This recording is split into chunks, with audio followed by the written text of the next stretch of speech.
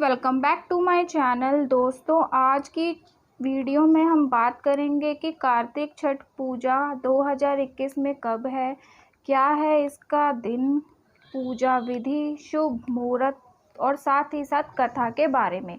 लेकिन वीडियो शुरू करने से पहले एक रिक्वेस्ट है, अगर अभी तक आपने मेरे चैनल लाइफ गाइडेंस रेमेडी को सब्सक्राइब नहीं किया है तो मेरे चैनल को सब्सक्राइब करें। वीडियो अच्छी लगे तो लाइक करें, कमेंट करें और ज़्यादा से ज़्यादा लोगों तक शेयर करें।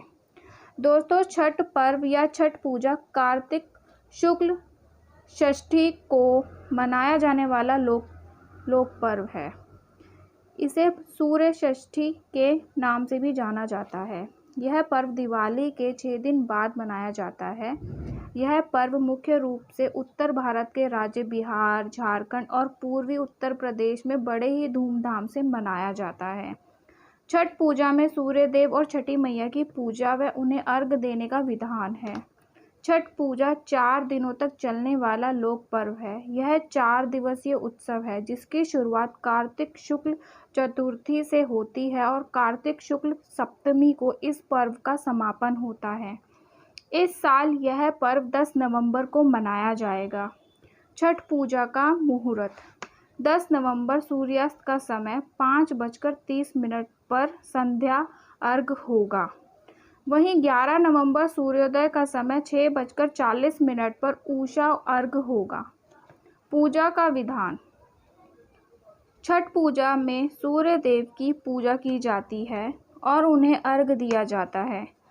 सूर्य प्रत्यक्ष रूप में दिखाई देने वाले देवता हैं जो पृथ्वी पर सभी प्राणियों के जीवन का आधार हैं।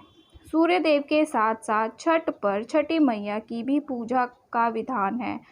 पौराणिक मान्यता के अनुसार छठी मैया संतानों की रक्षा करती हैं और उन्हें दीर्घ आयु प्रदान करती हैं। छठी देवी को ब्रह्मा जी की मानस पुत्री भी कहा गया है। उन्हें माँ कात्यायनी भी कहा गया है, जिनकी पूजा नवरात्रि में षष्ठी तिथि पर होती है। पहला दिन नहाय खाए। यह छठ पूजा का पहला दिन है। नहाय खाए से मतलब है कि इस दिन स्नान के बाद घर की साफ सफाई की जाती है और मन को तामसिक प्रवृत्ति से बचाने के लिए शाकाहारी भोजन किया जाता है। दूसरा दिन खरना।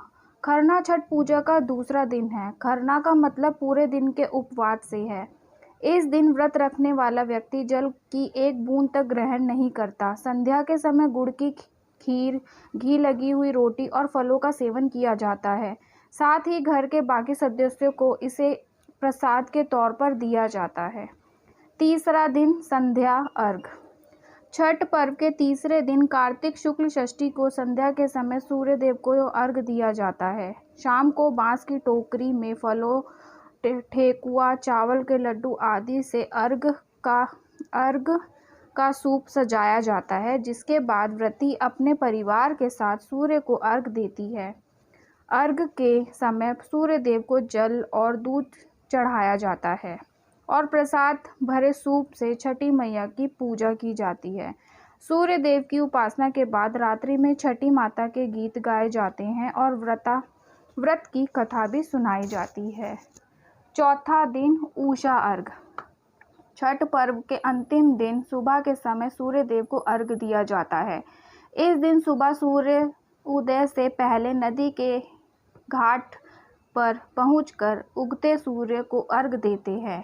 इसके बाद छठ माता से संतान की रक्षा और पूरे परिवार की सुख शांति का वर मांगा जाता है।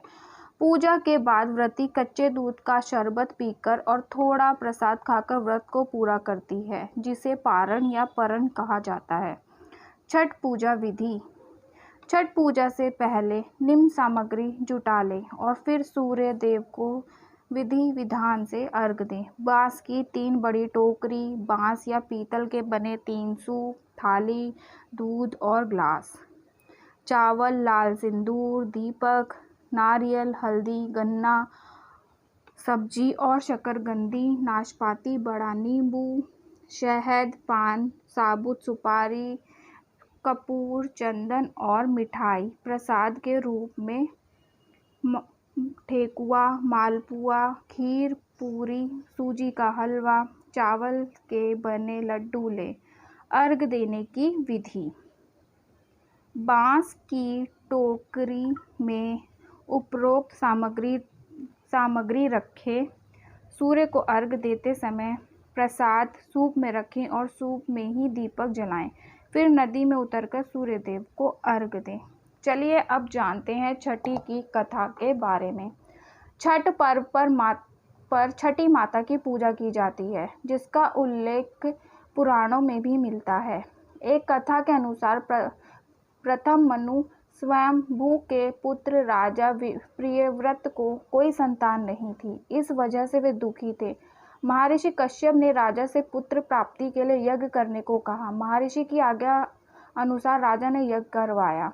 उसके बाद महारानी मालिनी ने एक पुत्र को जन्म दिया, लेकिन दुर्भाग्य से वह शिशु मृत पैदा हुआ। इस बात से राजा और अन्य परिजन बेहद दुखी थे। तभी आकाश से एक विमान उतरा जिसमें माता छठी विराजमान थी। जब राजा ने उनसे प्रार्थना की तब उन्होंने अपना परिचय देते हुए कहा कि मैं ब्रह्मा की मानस पुत्री छठी देवी हूँ। मैं विश्व के सभी बालकों की रक्षा करती हूँ और निसंतानों को संतान प्राप्ति का वरदान देती हूँ। इसके बाद देवी ने मृत शिशु को आशीर्वाद देते हुए हाथ लगाया, जिससे वह जीवित हो गया। देवी की इस कृपा से राजा बहुत प्रसन्न हुआ और उन्होंने छठी देवी की आराधना की। ऐसे मान्यता है कि इसके बाद धीरे धीरे हर ओर से पूजा का प्रसार होने लगा।